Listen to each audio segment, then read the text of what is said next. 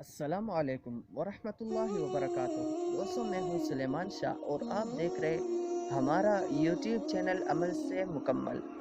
दोस्तों, आज की वीडियो में हम आपको बांझपन औरत के लिए एक बेहतरीन अमल लाए हैं, जिसके ज़रिए बांझपन की औरत उसका बांझपन बिल्कुल ख़त्म हो जाएगा।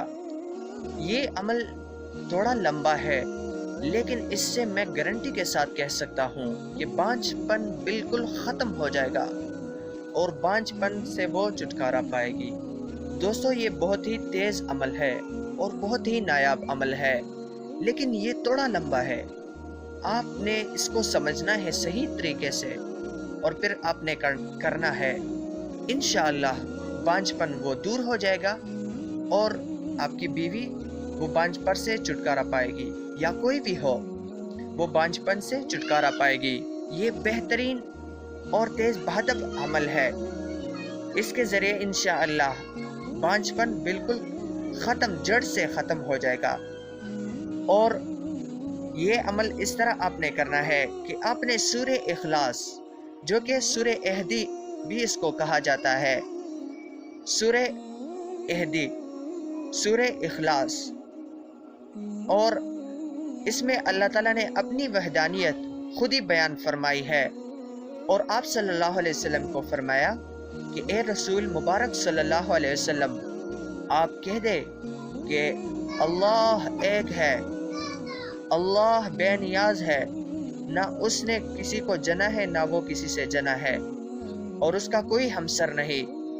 तो दोस्तों, ये बहुत ही तेज़ अमल है, लेकिन सूरे इखलास को आपने इस तरह पढ़ना है।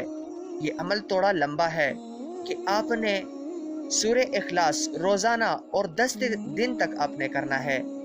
10 दिन तक आपने सूरे इखलास रोज़ाना 1000 मरतबा पढ़ना है।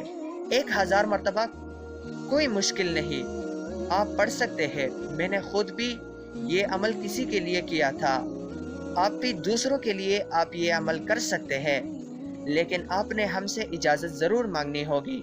दोस्तों, हमने इस पर मेहनत की है।